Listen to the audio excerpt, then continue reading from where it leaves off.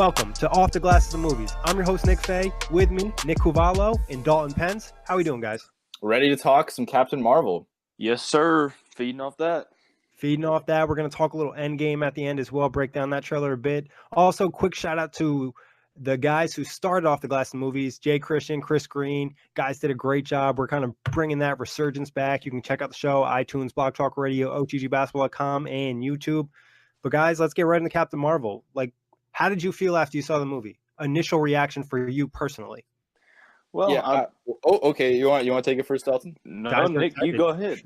Go ahead, personally, I was buzzing when I left the theater, but not so much about Captain Marvel, but more so just knowing that Endgame is coming so quickly, right? Like the movie just bridged the gap so perfectly. It got you that taste of Avengers. The finale is upcoming, and it did a really good job as a hype machine. Oh, most definitely. I mean, I like the movie in the sense that, Brie Larson did a hell of a job as Carol Danvers, but I was more excited for the effects that it had and the ties that it had produced. And, just talk about Nick Fury and how much we got to learn from him that we hadn't really got to see in previous movies. So I really loved the character development there. Yeah, it's almost like KD signing with the Warriors feel. You got the Avengers, they just got beat in the finals, and then all of a sudden they're going to bring in Captain Marvel, arguably the strongest Avenger. So definitely a major buzz just off the movie. It's like the ending credit was almost exciting as the movie. And not to say the movie was bad, but like you guys said, it just had a really good vibe that can kind of brought you into Endgame. And obviously we'll talk trailer later, but a lot of excitement. What about Captain Marvel? What'd you like about her character? Well, I was very skeptical of Brie Larson playing her, but after watching it, she absolutely buried any of my concerns. She had an absolutely exceptional acting job. I like how they tried to tell the backstory in enough time as well as getting the action in. I felt like maybe at the end the fight scene was a little lacking, but overall character development, I thought they hit the nail on the head with Captain Marvel.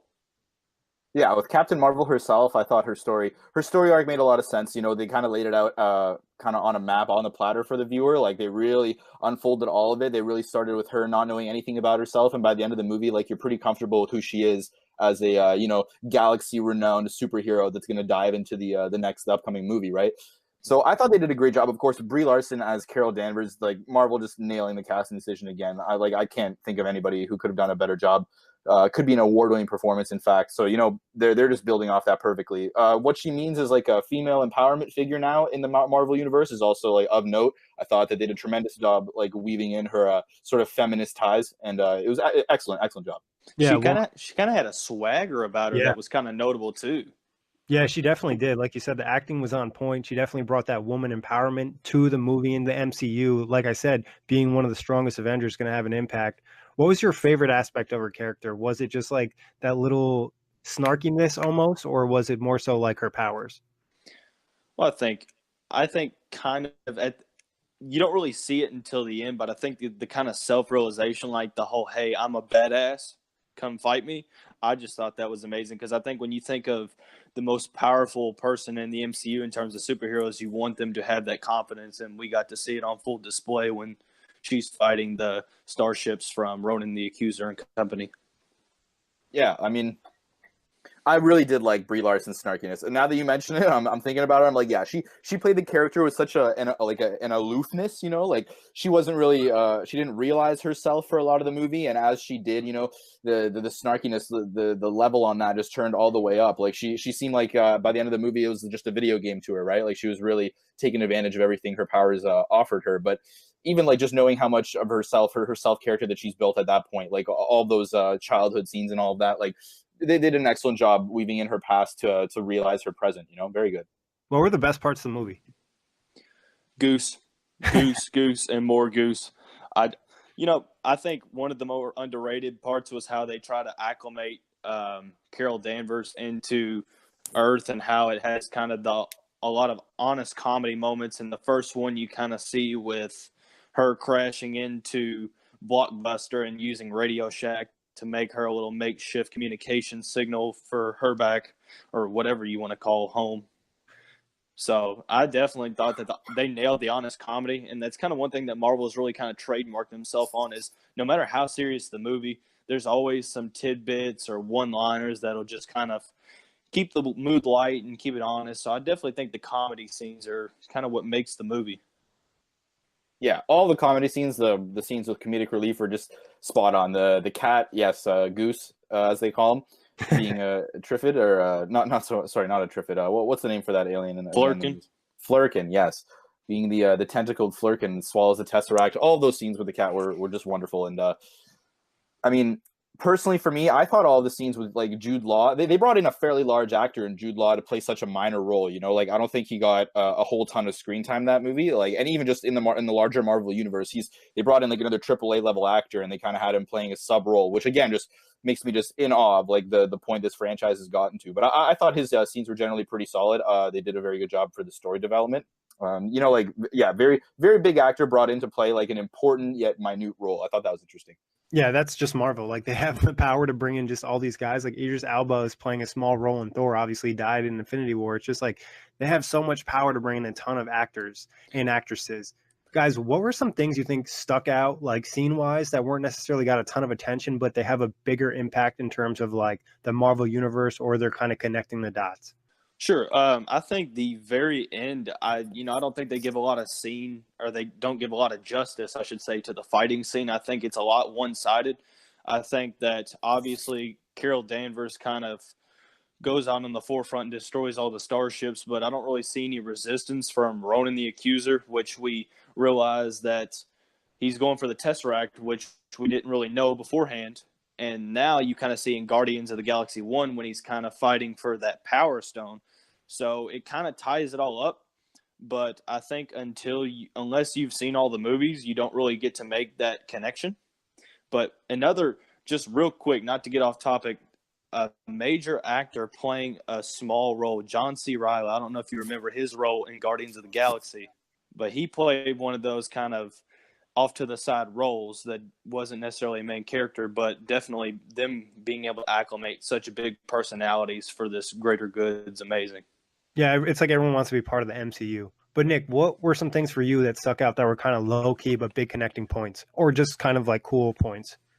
Okay, so like, I mean, I personally thought like all of the Infinity Stone scenes are just loaded with pretense and like just theory, right? Like pretty much the every time the Marvel universe is loaded up an Infinity Stone scene, it's something the community loves to gravitate towards and try to dissect maximally. You know, try to glean as much as you can about the nature of these stones. And so the whole fusion scene between like the fusion core breaking that was obviously Tesseract powered. So the blue Infinity Stone, I think, I believe power, right? Is that power? I think it's Space Stone. Space Stone? Okay. Yeah, so Space Stone, sorry.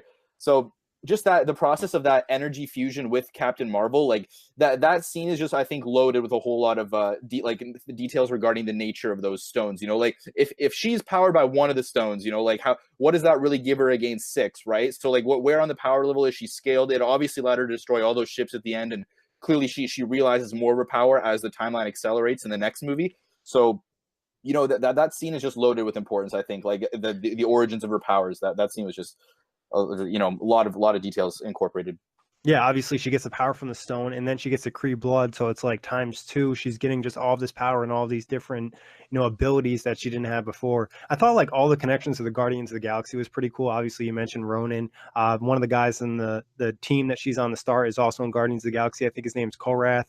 And then also like the Kree symbols. I guess the Kree symbols are also in Guardians of the Galaxy. So there's like major connections across the board. Shout out to Marvel YouTube, because you guys just have like a ton of stuff on there. Even some people picked up on the smallest details, like the planet titles in this movie were the same way they planet titled the movies in Guardians of the Galaxy. Really? So they're getting down to the details. And obviously you guys remember they were at the facility called Pegasus. That's where she got her file and all that. Yeah. Pegasus, the first time that you see the Tesseract in the MCU, as they're like running away, you see the label of the place. Kim and I talked about I believe Nick was there as well. We talked about how Carol Danvers was able to harness the power of the Tesseract, and there's the whole notion that human beings, if exposed to it, would immediately die. So my question to y'all is, how powerful do you think Captain Marvel actually is? Oof, like I mean, if she's gonna slot in right at the one spot, like they're not necessarily even calling it a 1A or 1B situation with this level of Thor or any other one of the hero or Hulk or any of that. Like the fact that there's not even a competition in regards to like who's gonna be the biggest hero in the next movie tells me that she's probably right up there. Like she's probably closer to Thanos than she is like full strength Thanos than she is the next closest Avenger. You know what I'm saying?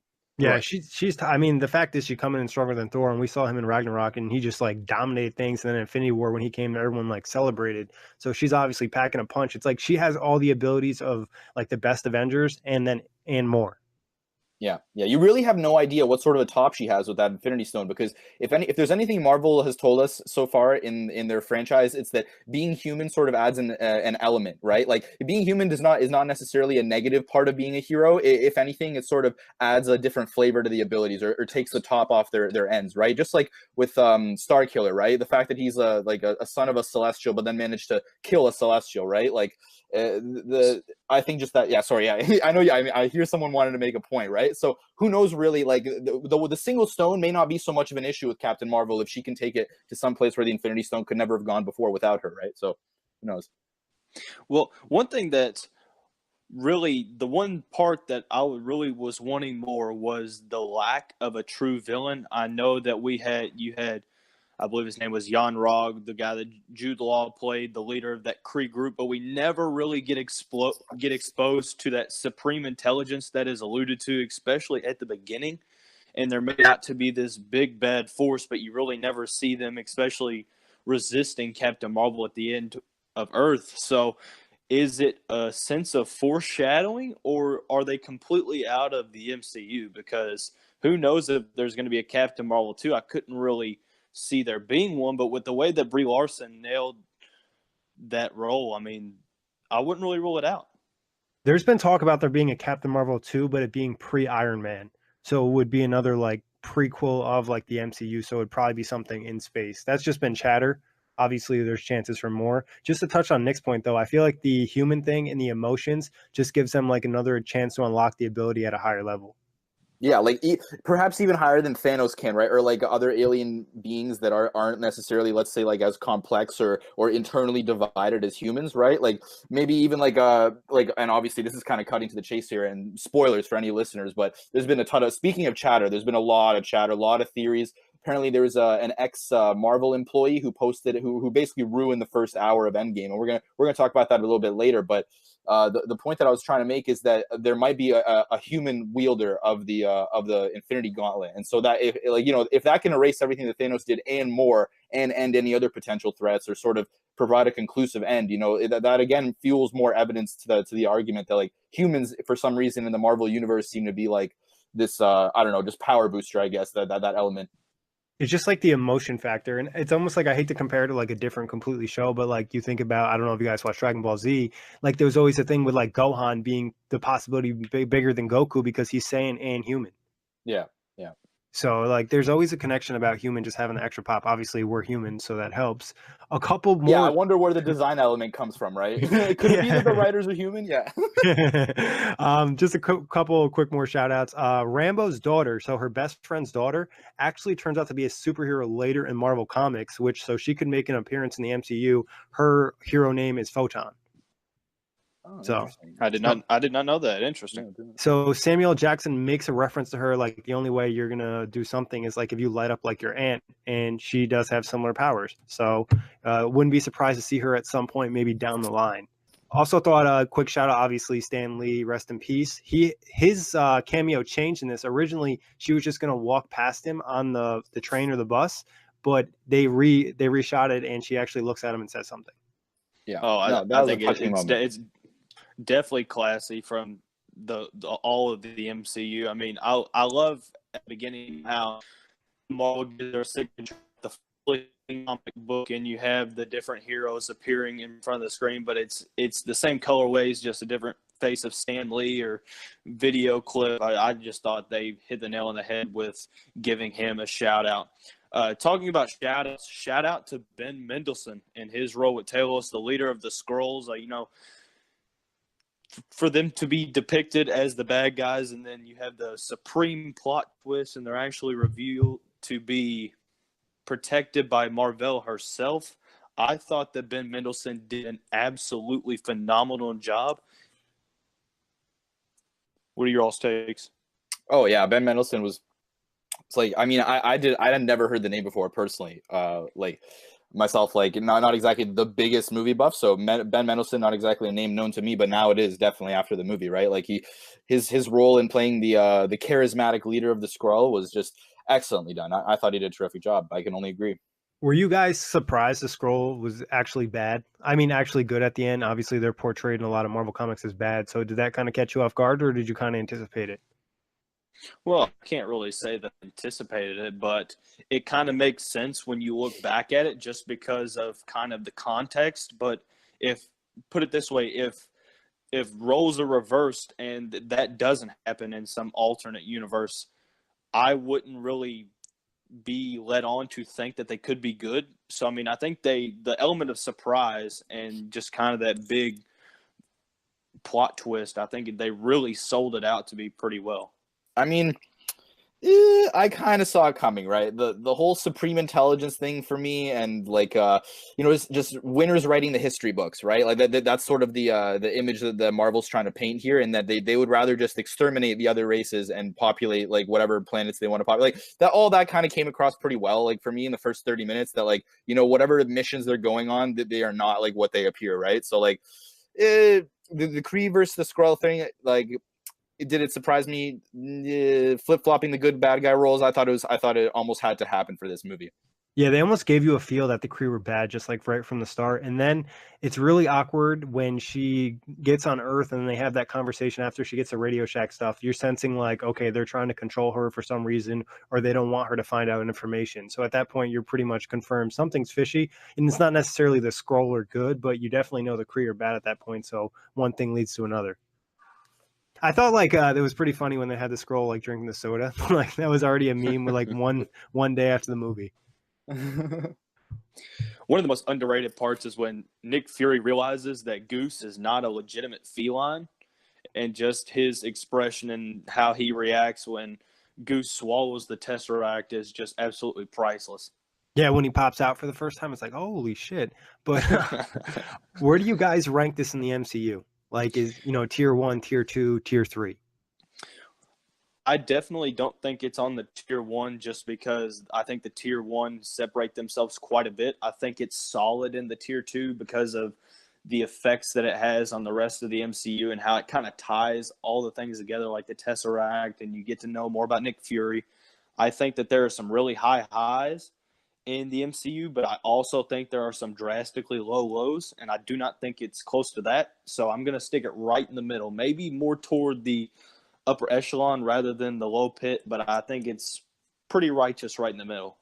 Yeah, I'd have to agree with that. That's pretty much spot on. I can't really add a whole lot more to that. Like this movie, you can tell there's just that maybe this could have been one of the signature like jewel stones of the franchise, like a la Iron Man 1, like a la the first Avengers, like those sort of deals.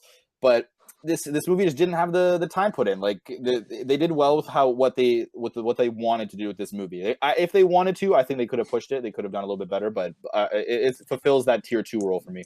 Yeah, I think tier 2 is correct. And then I think the focus right now is, was on Infinity War and now on Endgame. And it's just like, it's not necessarily the star of the Marvel universe that has a big impact, but like they could have probably taken more time on it and expanded a little bit more. Guys, where would you rank it 1 through 10? I'd probably go 8 being the highest, and I maybe anywhere from 7.5 to 8. Like I said, I thought it was good. I thought the effects are more really pronounced than the movie itself. I thought they did well with character development, but it's still not one of the top movies. It didn't really blow me off my feet, so I think I'm pretty comfortable with an 8. Yeah, 7.5. I give it a 7.5. Like, I mean, that's like it made me. I was fine with paying the price of admission. Like, I don't know how much movie tickets cost over by y'all, but like, dude, it was like $18. Yeah, $18. Yeah, so there you go. Like, that is not a cheap amount of money. You know what I'm saying? Like, it so costed you $18 to go. $18, what movie theaters do you all go? You live in Kentucky. Oh man, that's low. Yo, you got it cheap. How much was the movie in Kentucky? I'm curious now. It was literally like $7. Are Oh you my Before god! kidding before you me? before you My say anything, goodness. I saw Infinity War in Los Angeles, and it was only $8 right when it came out. So I'm not hearing it. I think it's just I that. I haven't paid less than $10 for a movie since I was probably in 8th grade. Yeah, yeah. Looks No, like honestly. you shouldn't be going to the movies then, because that is highway I robbery. I've been to theaters like all across New York, Long Island, and I live in Connecticut now. And like, yeah, I went to the IMAX theater, so it was probably a little bit more. But I think the cheapest theater I could have went to was like 15, maybe 13 on a good day. Do they give you a back rub as well, or is it just price of admission? Because Well, the Well, IMAX they're screen was adjustable seats. They're adjustable seats. Let me well, tell you yes, one thing. Yeah, we yeah. have those as well. We have those as Okay, well. well, So I see, mean, you know, I know where it's you're just at. robbery. It's just robbery. Like it's that simple. Like, I was about to say, I well, was like, man, worth I'm the coming to price of admission. Kentucky to watch all my movies. I was like, yeah, I mean, it was worth $7 plus tax to me, but I'm like, damn, $18, Jesus. no, so that's when I give it a 7.5. You see where I'm coming from. You know, like this movie was Oh, for like sure. it passes that high bar. You know, like just, but it clears it barely. You know, doesn't exactly hop, skip, and Zion Williamson dunk over it, right? So this, Zion dunks are crazy, but I would say like for a movie to make it, like if it's like a 9 to a 10 or like even a 9.4 to a 10, like it has to make me want to go see the movie again. And that's how I felt about like the Infinity Wars, and obviously I'll probably feel the same way about Endgame. But I'll probably go around the same as Nick at like a 7.5. I was happy about a mission. This is like a good day, good date with fiance, but nothing too crazy. It's not like I was like, oh, Captain Marvel, got to go watch that again. Like, oh man, my speaking of Endgame though, my expectations for Endgame are like I better try to work out some sort of deal with the movie theater, some sort of sponsorship thing, because I may as well just sleep over there overnight. The amount of times that I'm going to be there, so like, yeah, I have very high expectations for this movie. I saw Infinity War, and then I came home and I tried to find the bootleg online to watch it again. Oh man, I sat there in the theater after Infinity War. It might have been toward the next showing. I'm just sitting there in awe and don't even know what's going on. But hopefully, Endgame has me like that in a good way, because that heartbreak after Infinity War was definitely one to forget. But speaking of Endgame, I know we've seen that trailer that just came out a week ago. What are your initial thoughts? What caught your eye? Oh, I mean, Everything. yeah, No. like, it's just eye-catching moment to eye-catching moment, you know. Like even the only scenes that I thought weren't particularly eye-catching were those grayed out, gray and red sort of fade out scenes of people in the past fading away. Besides that, like pretty much every single thing in there was just packed with important details, like the battle scenes, the unification of the squad scenes. Like it's just unbelievable. I mean, like initially, like I was just mad hype because I mean we already thought this, but it's just confirmation that Iron Man is alive back on Earth, reuniting with Cap. I thought that was obviously like the most significant part of it. One thing that I'm concerned, but not really concerned, but I'm curious about, because there's been the recent phenomenon of trailers showing or scenes showing up in trailers, but not in the movie itself. I know we've seen that little scene in the trailer of Infinity War where they're all walking toward a vicious battle and the Hulk is there, and we definitely know that he doesn't really show up for any part of the movie.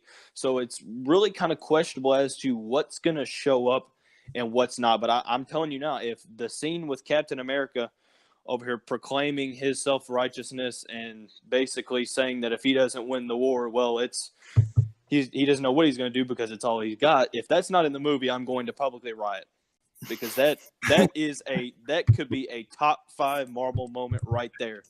I don't care if it's a hot take, shot fake. That is, Yeah, well, 100%. I wouldn't put too much of my my eggs in Captain America's basket for this movie, so to speak. And we'll get to that. We'll get to that in a little bit. But yeah, I do agree with your main points there, Dalton. Absolutely. Well, and then obviously the fake trailer front, and then there was a lot of talk about the movie. The trailer is only from the first 15 minutes of the movie, or that they only gave the marketing team 8 minutes of actual film time to work with. So it's a small amount. Like, and we talked about this. We're going to talk about theories, but the movie's probably going to be close to 3 hours. Like, we're going to talk about a theory, and there's probably going to be like 2 or 3 more theories in the movie. Yeah, for sure. These theories are not do not eclipse everything by any means. And I know you all have heard that the movie is actually, they said that the movie could be like one big movie, like one huge blockbuster, Gone with the Wind time amount of movie, but they split it up into 2. I mean, it's been pretty much filmed, except for they've kind of dealt with time here and there. But one thing that I like is being able to see Iron Man back on Earth, and you also get to see Ant-Man is out of the quantum realm somehow, and those suits that they're all wearing in the line resemble quite awful lot like Hank Pym's suits that he used to get into the quantum realm to get his wife. So I really assume that the quantum realm will play an utmost important role in this upcoming movie. To be honest, Ant-Man and the Wasp, there's no quantum realm in this movie, then that movie was just a complete like waste of time.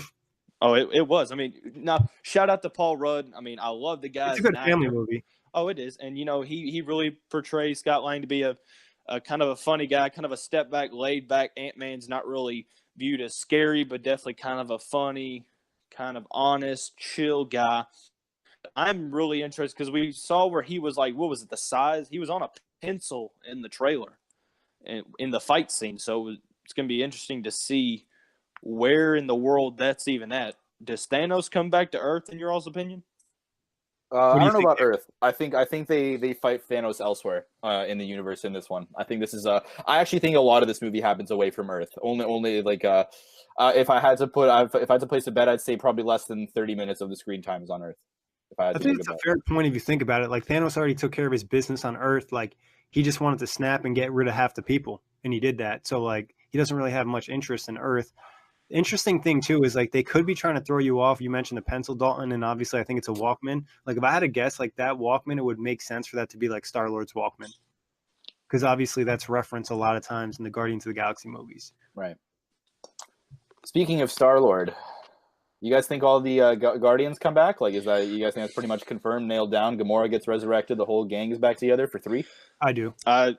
I don't want to hop into theories too quickly, but I'm going to have to go into a little one just because I think Gamora has a lot to do with this. Resurrecting Gamora, and because, I mean, it's obvious Guardians of the Galaxy 3 is a thing. It's actually happened. The director's back on the set. But I think that the Soul Stone plays a huge role in this next movie. And, I read a theory, and usually I'm not kind of into that kind of stuff, but this one really made sense. We talked about Captain America's presumed death because it seems like he's done with his contract being up. The Soul Stone needs a sacrifice to be activated, and if they're going to somehow try to get these 6 Infinity Stones in an alternate universe or whatever it may be, they're going to need a sacrifice, and who better to do it than one of the most famous Avengers out there? Well, one of the leaked, like, quote unquote, like lines from the movie or plot leaks of the movie is that it's going to be Captain America and Iron Man at that point where, Thanos picked up the Soul Stone and they're talking to Red Skull, and, Tony's going to be like, all right, sacrifice me. And then Cap's going to be like, sacrifice me. And that's going to be significant considering the relationship and that they really value each other. That's like a theory that I've heard a lot. I mean, and to be honest, it makes a lot of sense, and it's a good way for Cap to die. And, this is like even deeper dive on YouTube. Someone broke down. So, when Gamora falls and she hits the stone, they actually show that. And somebody took the image, put it in Photoshop, brightened it up. And if you look next to her, there looks like there's like 3 or 4 blood spots that someone else had already previously fell. So if there's time travel, that would make a lot of sense. It also looks like there's a boot that Cap would be wearing, and then also a part of his shield. So that's what somebody did with, like, they took an image from Infinity Wars and then kind of like detailed it up. Wow, that is stupendous. That is doing the most. If you want to do research right here, yeah, that is doing the most, man. Like we had agreed that Cap would die, but here's another theory for you. So like I'm reading here that so Captain America and Thor at one point in this next movie are going to fight Thanos, and due to timeline alterations, Mjolnir will be restored. And Cap will tell Thor and everybody else to bug off, and he wields it against Thanos and dies in battle with him. And so I don't know if you saw that. Yeah, you've read this one, right? And so I Yes, think sir. This is very you guys remember that teaser scene at the dinner party in the first Avengers, or sorry, not in the first Avengers, I think Age of Ultron, where they're all trying to lift Mjolnir off the table. It might be the first one or this. I'm not sure. No, it's Age of Ultron. I know exactly what you're talking about. Yeah. And Cap nudges it, and Cap nudges it. Yes.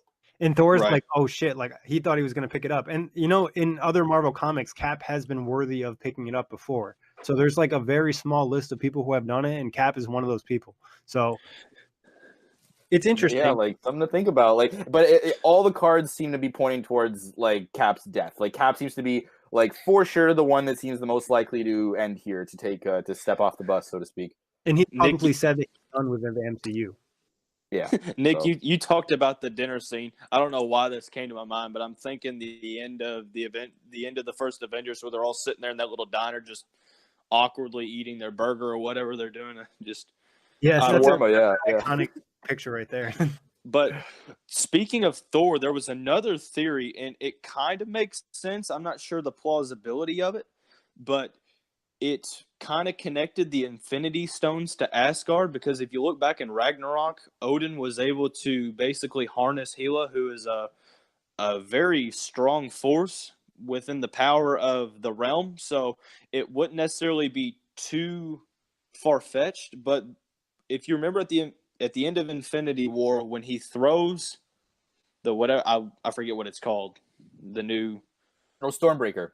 yeah, Stormbreaker, and it basically is not stopped by by Thanos' Infinity Gauntlet, and we all know the scene. It hits him in the chest. Oh, should have hit me in the head, and then he leaves. But the fact that it wasn't able to be resisted and it actually connected with Thanos' body kind of makes me think that there's a link between the Infinity Stones and Asgard, but not only that, but between the Infinity Stones and Thor, and the fact that he might be more powerful than people realize. The Infinity Gauntlet, the original one, was actually in Asgard, and Right. they referenced, obviously Thanos had to go get a new one made. So I think it's something to consider. Obviously, Thor's going to have a big impact. He's super powerful. I don't know if he just caught him off guard in Infinity Wars, or if that was part of the Stormbreaker. Yeah, that's a really interesting point. Speaking of Stormbreaker and the Infinity Stones, I mean, I understand the connection Dalton's trying to make there in between Asgard and the Infinity Stones, but I think in the next movie it's really going to be Iron Man who's the focal hero. Like Tony is gonna, it's like Tony will seem to do the most from all the theories that I'm hearing, and that he's like the most crucial of the, no matter like the power levels, right? Obviously Iron Man does not trend towards the top of the Avengers list anymore. Like he's just outclassed a good amount of the time, but Tony's brain, I think, will offer more than any of Thor's abilities in this next movie. From just all the theory that I've been reading, like he is the central figure behind the grand strategy to defeat Thanos. So if you look at the last movie and you look at the picture they had at the movie theater, Thanos was in the background as like the main person. This time it's Tony, and Thanos had the most screen time in the last movie. So I agree. I think it's Tony's like last hurrah. I don't think he's gonna die, but I think he'll like save them all, and then he'll kind of retire into like a cameo role. Yeah. Did you all see the theory? It was kind of a smaller theory, but I saw it twice today, so I know it's not coincidental. It's got to be mentioned that it might be a little bit of a stretch, but the color of the font in that vibrant purple, not necessarily representing Thanos, but a higher being called Galacticus. Galactus, yeah, that's a major villain. Galactus. There's a lot of talk about him being the next villain, and I mean, I don't know what you guys think, but I feel like we'll have like the first 2 hours of the movie, or the first hour and a half of the movie, them beating Thanos, and then the other villain popping up at the end. Like we'll know who the next villain is by the time this movie ends. If it's not directly, it'll be subliminally. Right. Well, the thing about Galactus, or I guess that's how you say his name. Yep. But when in his prime, because I believe he's in what, Fantastic Four and a little bit of the X-Men. No, yeah, he's a Marvel villain in general. Like Right. he'll fight the Avengers. He's mainly with Fantastic Four. Like Gotcha. he's ginormous. Like isn't his main thing is like devouring planets whole? Yeah. So my question is there something that we don't know about Thanos' motives? Because I feel like Titan may have something to do with, if this Galactus theory is true, I mean, could this be more of a snapping of the finger, be a prevention of Galactus coming into the universe, and then when they undo the snap, he comes in and is unlocked, and we see, because I know that there's been theories that Thanos isn't the biggest villain in this. But then there's also been theories that Thanos is the last stand. So I think that theories are almost more interesting than the movie might be itself. Honestly, just kidding. But halfway. Somewhat. No, I think like Galactus he just wants power, and he just wants to dominate the universe. Like he just doesn't stop. So like he would go after Thanos to get the gauntlet. Like that would interest him, but I don't think Thanos has any other interest. I think they've made that pretty direct, and that would kind of mess with his character development and like the whole concept of Infinity War in my eyes. What about you? Right.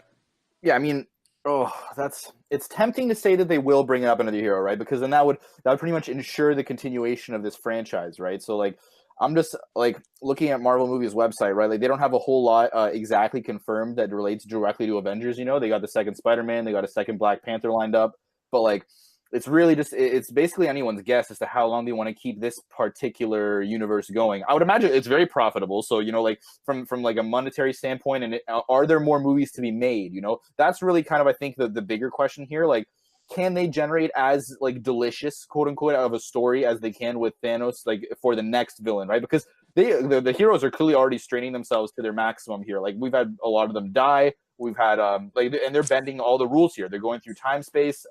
Very likely that you know they're playing at a level of the board game, so to speak, like at just like higher than ever before. So if they were to add like another tier, you know, like how believable does it even become, really? You know, like is that something that is that a direction they really want to go in if they're going to incorporate a Galactus figure or some sort of figure that maybe exists outside of like the space time or like has been watching them for a fair bit of time? You know, like could they even are they equipped to fight such a character if Thanos himself gives them so much trouble? Like who knows? Oh, I That's think a definitely lot an of it interesting is like point. the young Avengers coming up and like them getting better. Like they introduced all these people. Like this will probably not be as big a roles moving forward for, like we said, Iron Man. Cap's probably done. Thor's probably his role's not going to be as crazy. Same thing with Hulk. You know, Black Widow, Hawkeye. Now it's going to be more about like Spider-Man, Black Panther, Captain Marvel. You know, I think Doctor Strange has another movie announced already too. And then I think the thing that really helps the MCU, and this just actually I think either happened today or it's going to happen at midnight, is they finally officially acquired all the rights to the Marvel characters. So now they have X-Men, now they have Fantastic Four, now they have Deadpool.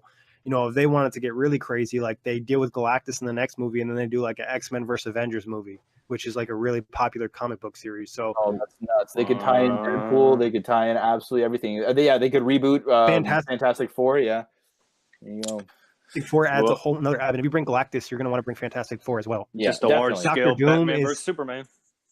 I mean, Doctor Doom is going to be when you bring in Fantastic Four, that's a really good villain because it's like someone who's had like these moments in the Marvel comics where he's like really dominant and's been very tough to kill. So I think like the thing is for the MCU is they just have like so many options in terms of characters and the way they can go, or they could like separate things where, you know, one group's focused more on Earth and then you have like Avengers that are in the galaxy, or they rename things. Like there's all different groups of Avengers throughout Marvel comics. So it's like I don't think they're very limited. Like they Yeah, have, like I agree. Like definitely, they're not limited by what they could do. Yes, by what they could do. Like totally, go on a rampage here. But like, it's just they make it seem like the creating such an actor roster. Like they already make it seem that it borders on like unmanageable. You know, like it doesn't necessarily come across in all their interviews, but they make it seem like this is some sort of like magnus opus for the franchise. And like, don't get me wrong, I'd love to see them keep pushing the bell. Like, I would love to see X-Men, Deadpool, all those characters, Fantastic Four, all with the Avengers. I would like a roster like basically like 80 actors deep. Like, give it to me. You know, like I would buy that as a consumer. But it just I don't know how like in the industry is that a direction they're willing to go? Because obviously they have as much range as they want now, especially well, with I those think it's rights. money. Like if they're able to Yeah, keep profiting, like why stop? yeah. You Why know what I not? mean? Yeah, like. If they can keep paying the guys, and if they're going to lose some of the guys that are probably going to be highest in their payroll, you know, the people that you keep bringing back. If they were to get rid of some of those people, now they're opening up more money. And like I said, I think people probably are interested in coming in the MCU because it could do a lot for your career. Right. Oh, Right. for sure. I mean, I can't remember another film being as hot as like heavily covered as Endgame. I mean, I've never been more for, excited for a movie in my entire life. right. No Yeah, I'll agree. exaggeration. And yeah, exactly. I think this is kind of like the tribute to the past 10 years because their planning and their vision and their execution has been absolutely brilliant in terms of timeline, in terms of character development, in terms of all the other logistics and the casting. Like Nick has said over and over, I mean, the casting is phenomenal. Chris Evans is great as a Captain America. Robert Downey Jr., Chris Hemsworth. I think they owe it to them for this to be the last hurrah. I think that the Incredible Hulk and I think that Thor survived this. I think that the other four Avengers ultimately do not. Maybe Iron Man has another role like he does in Spider-Man, which he might be able to be a third one because Captain America, I know we saw the trailer where it seemed like Hawkeye was passing off the torch to potentially his daughter. And then without Captain America, I think that Black Widow is kind of, her role isn't as important. So I think that this is kind of the last hurrah for like the original 6. Yeah, I think that's a fair point. I don't know if they're going to be done or it's just going to be smaller roles moving forward, maybe more like cameos, but I'm sure some of them are going to die and then some of them will just kind of get pushed into smaller roles. Obviously, I think Black Widow is going to get her own movie, but it's going to be more of a prequel type as well. What does that do? Does a prequel for Black Widow, does that draw a lot of profit? Because if say she dies, why would they do a prequel for her? I mean, if they're already talking about less likely she dies then.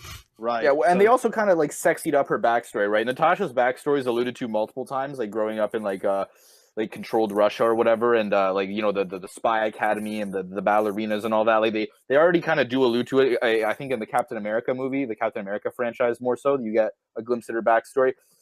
That to me would be an example of the well starting to run dry. You know, like, I'd rather they go in different directions than particularly a Black Widow prequel. You know, like that to me is kind of like a sign of weakness in the franchise. I want them to end on a high note, basically. Like, if you can do this, if you can keep pumping out, if you can give me another 10-year plan with an even bigger set of movies, you know, with an even bigger roster, go, by all means. Like, well, you know, like, me as the consumer, that's fantastic. I love this shit. You know, I've been paying for all these movies for the past 12 years since 2007's Iron Man. But can you do it without making it feel cheapened, without making it feel exhausted? You know, like that's the golden ticket right there. I think the key without is making it feel repetitive. Like you got to introduce new characters. That's like what draws you in. Yeah, the new characters would do. The way I look at it, the first Halloween with Michael Myers was good. The first Friday the 13th with Jason was good until they kept getting to, I think, their 14th and 15th movies when Jason was in space and Michael Myers has been resurrected 400 times. I mean, you can only beat a dead horse for so long. So hopefully, I don't think Marvel will get to that. Hopefully they don't. You know, I love the backstories and how sometimes they flash back to the past and they can relate to the future and tie things up. But I think that really riding a fine line because backstories only work for so long, especially when you know what's happening in the future. So yeah, and how many times can you conquer the superhero plot? Like, you know, the super. Sorry to interrupt right there, but like, how many times can you deliver? How many times can you deliver the same sort of arc, right? Where like people come to watch an origin movie, so it follows the same sort of like each third of the movie, you know, like introduce the character, what's the main plot of this movie, and where's the development headed, right? Like the classic like finds villain, defeats villain, moves forward, right? So like that's also a bigger problem to solve for Marvel if they're going to continue doing this. But I think they've done a good job of getting creative though. Like for example, like Infinity War, like we've never seen anything like that in a movie ever. Like where they I think that's why Endgame is so revered is because of the distraught and the disaster and the fact that they lost in the end of Infinity War. So they kind of switched things up. I think if the Avengers ultimately complete their mission and stop Thanos in Infinity War, I don't think Endgame is as big as it's brought out to be. I think that the fact that they lose and they're fighting in desperation, I think that really kind of contributes to that last hurrah mentality. Yeah, for sure. I mean, you're bringing back half of the race. Like, you know, all these heroes that we just like got because obviously the core Avengers are still there, but it's a lot of the new ones that ended up getting dusted. You know, we're going to be intrigued to see what happens. That's why I feel like there's going to be all different types of emotions. That's why Avengers Infinity War was so good too. Like you had the craziness, you know, of people dying. You had the happiness of people being reunited or the fight scenes together. Then you had like a little bit of comedy. And then at the end, they just kind of like kicked you in the nuts. So it's just like a combination of a lot of emotions. That's what they got to do. I mean, they got a tough task in front of them, but I have confidence they'll be able to kind of. Yeah, I want it, man. I want the next 10 years. I want more Marvel, you know, like I haven't gotten enough. Like the fact that I've always had a superhero movie to look forward to of some sort for maybe the past 12, 13, like I'm 22 years old, right? So for it to take up so much of a portion of my developmental life where Marvel is just like bossing the movie industry, like showing people that superhero movies, reboots of old ideas can just absolutely like destroy profit margins employed by all their movies. You know, like who needs your original creativity? We're going to do an idea so well and link together all these franchises and absolutely like put butts in seats. Like, and they did it. Like I by no means want it to end. Like I'm so appreciative of the run. And that's almost what kind of makes me anxious, honestly, to get into the theater to Endgame. Like I feel like it's going to be a huge ride finally ending. This movie, I believe this movie will put people through the ringer. This movie, in its 3 hours, will have so many highs and lows. Like, I'd be surprised if I didn't see at least one person like puke at some point during this movie. Like, Inject it into the veins. Go ahead and do it. One question that I had for you all a little earlier. We know that Captain America and Iron Man are going to have big roles, but who are you most forward looking at? Who is your focus on? Because I'll tell you, mine's got to be Doctor Strange. Because one thing that I've been thinking of more and more when I rewatch Infinity War is the scene when right before they're not able to stop the snap, and Doctor Strange is looking through all the possible outcomes. Does he do something extra there? Does he create a time lapse that we've seen in Doctor Strange when he oh, starts Dalton, fucking you with? touched upon another internet theory. Can you believe it? Here's the deal. I would essentially bet the tips of all my fingers that the way Ant-Man gets out of the quantum realm is via Doctor Strange. If there's anything in this movie, any of these notes that to me The make quantum too realm much is sense, magical.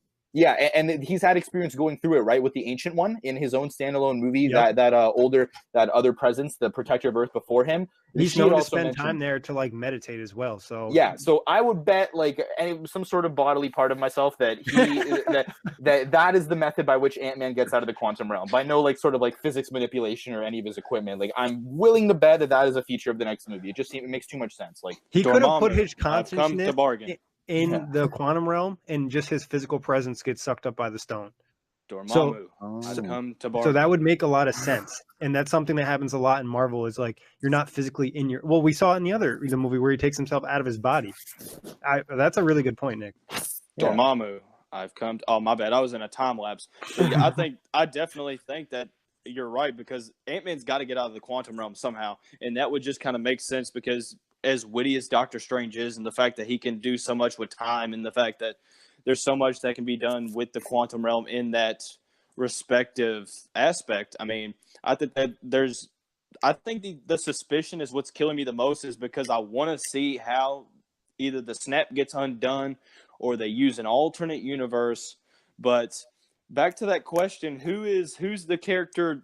Let's further the question. Who's the character that is gone now, that got eliminated by the snap, that you're most like to want to see and see how they react and see what they do? So I need to see. Strange. Okay, all right. Oh, so you go ahead. Go ahead. Yeah, no, I think Doctor Strange, like you said, is like both you guys said, is just a great. Obviously he's going to have a big role. I think the other people won't be as big a role as he possibly could have, just with his ability and his knowledge. Yeah, Benedict Cumberbatch and like him playing Doctor Strange, he's one of my favorite like lower key members of the Avengers. He hasn't exactly had a lot of screen time. He's one of the fairly newer ones, but he is just an exceptional character. The way he's been done. I think he's got another one coming. Strange is, yeah, right. I think it's in my top 5 in terms of personal favorites, because I absolutely loved Doctor Strange. The back and forth between him and Tony Stark is just phenomenal, right? Like I really hope those two guys get to interact. Yeah, like because they're just, yeah. And if you could get Bruce Banner in on a conversation in there too, that would also be like phenomenal, right? But yeah, Doctor Strange, great character. One of the characters that I want to see how they deal with all this is Black Panther, because Spider-Man has that new like boss ass suit, right? He's got the Infinity suit, and so he's kind of upgraded in a sense, right? Whereas T'Challa, even though he's rolling with that like pretty cool Black Panther costume of his with like the vibranium mixed in, or is it vibranium in this universe? Yes. Right? Yeah. So with the vibranium mixed in and the claws and all that, like I feel like T'Challa has got to get some sort of Avengers gear upgrade for sure. Like because Black Panther is meant to be one of the bigger presences, right? The fact they're using Wakanda as a base and the advanced technology, I think Black Panther, once he comes back to this movie, is going to be rolling with something new. Like he's got to develop a little bit quicker, Oh, Nick, yeah, I mean, I wouldn't sleep on his right. suit though, because it absorbs kinetic energy. Right. Okay. That is the other. That I was missing a killer aspect of it. I was like, I can't believe they just put him in black spandex. I'm telling you, that suit is absolutely badass. I mean, if I could run around in that suit without getting publicly humiliated, I'd do it. Probably not, but it sounds good. I mean, I love the scene in Infinity War when he gets his troops ready to fight. Just this iconic scene where him and Steve Rogers are almost racing to see who can get there and kick the most ass first. So I mean, it's definitely I love the fact that T'Challa will be back, and I was really excited to see that Black Panther was on the docket for another movie. I'm I like to see the Guardians too because there's that comic relief about them, but there's also that kind of alter ego, kind of the seriousness to where it's kind of like just a severe thing of bipolarism where they can just switch on and off, whether they want to be serious or they want to be funny or they want to be serious or funny. So it's going to be interesting to see how their reunion goes because I don't feel like they get a lot of the necessary attention that they should because, I mean, those are 5 good actors as well.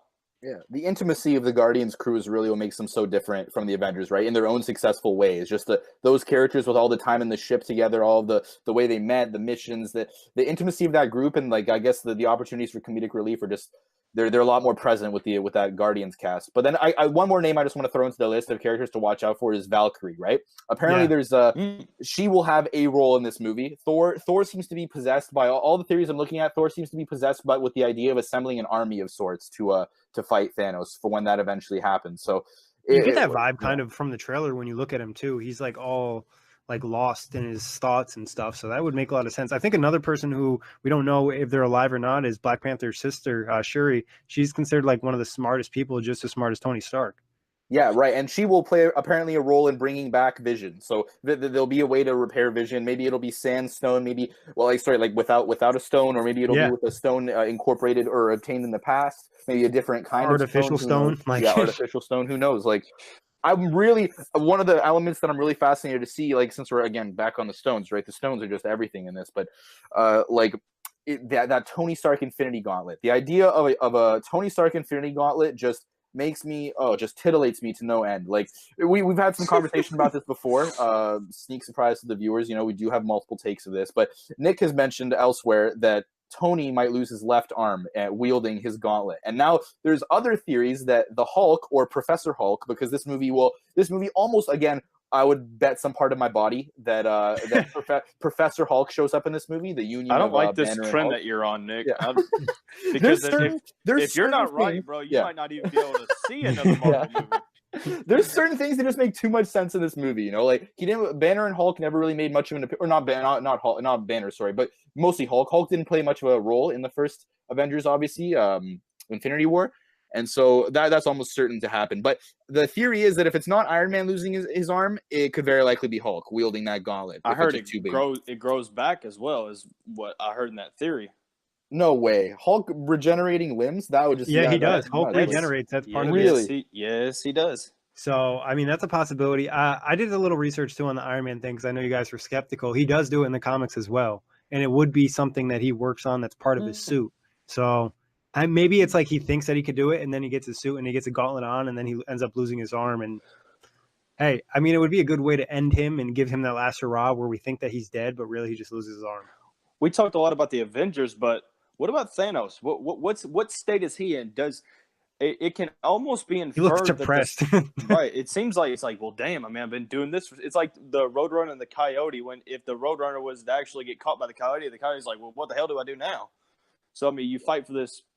That's a trope, though. I feel like they've got to give Thanos just more than that. Is right? He hurt though? Does the snap affect his arm? Because I know it's not the real Infinity Gauntlet. So does that faulty death mechanism? Does that have any effect on him long term, or is it just kind of me just wanting to speculate? Well, I'm willing to bet that he's like the singular entity that's ever wielded this Infinity Gauntlet so far, right? I know they teased that there was a prior Infinity Gauntlet in Asgard, but like that seemed like a non-functional unit or maybe some sort of fake or just something they're not willing to move forward with. But like the toll that soul, like I imagine he's just getting brain effed by the Soul Stone, right? Like I think he's probably going through a whole bunch of like trippiness right now.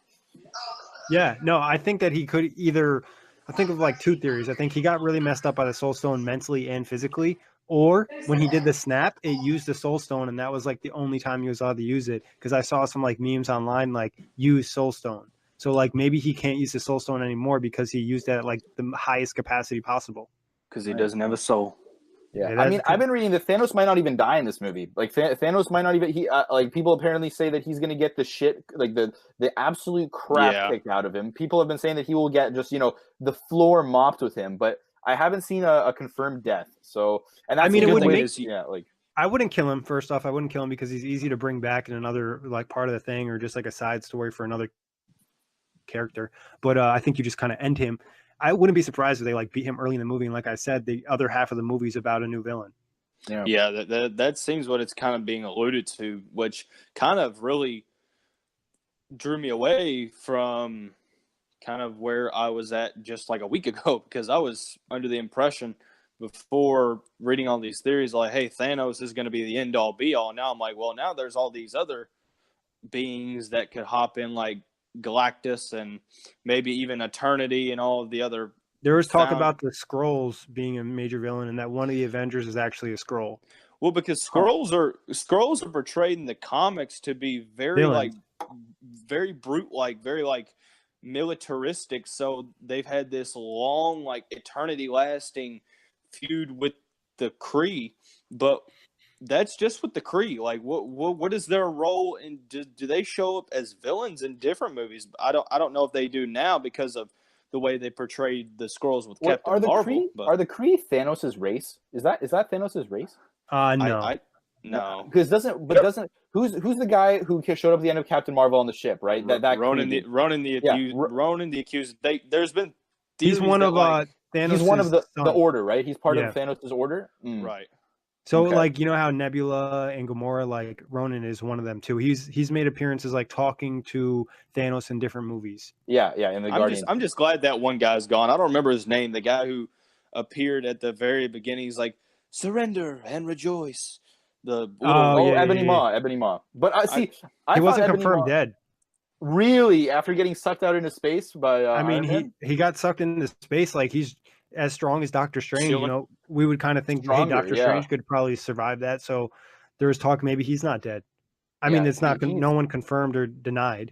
I thought that was almost cheap as to how quickly they ended his life because of how powerful this dude is. Like, this guy really, he paved over Doctor Strange. Like, so I mean, yeah, I'd like to see Ebony Maw come back, and but I wouldn't be surprised as to, again, they create an extremely strong character in Thanos and then sort of sacrifice him to expose a larger villain in the movie. I could totally see that happening. That makes a lot of sense. All right, guys. Final question.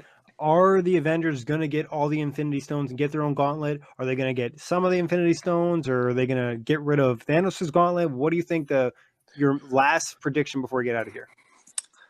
I think they get their own. I think I'm going to go with your theory of Tony Stark building his own mechanism to where he can harness the energy, and he ends up either losing his arm or screwing his arm up pretty bad. So that's my theory. I would go with the theory that the Avengers jump through time and they acquire all the stones that way. So they acquire them by jumping through the time space continuum. And then, like, over the course of that journey, Tony learns how to build a Infinity Gauntlet that I believe that none of the humans can wield, and so they give it to Hulk. And then Hulk kind of deals like one of the ending blows, so to speak, to Thanos, and then that's really how they get it done, or they do their own snap. Tony Stark and Shuri working on it together and making the gauntlet, and then one of the Avengers doing it. I'm not sure who it's going to be. I mean, it would make a lot of sense for it to be Tony just because it would be the last win, but it could be anybody kind of on the crew. Or it could even be Cap and ending himself. So, but guys, excellent job on Off the Glass Movies, making the resurgence. Obviously, we're going to be talking Marvel. We might end up talking a couple TV shows on here. Any big movies, it's not going to be me every time, Nick or Dalton. It's going to be all the OTG staff. So big shout out to Dalton and Nick, and thanks everybody for listening.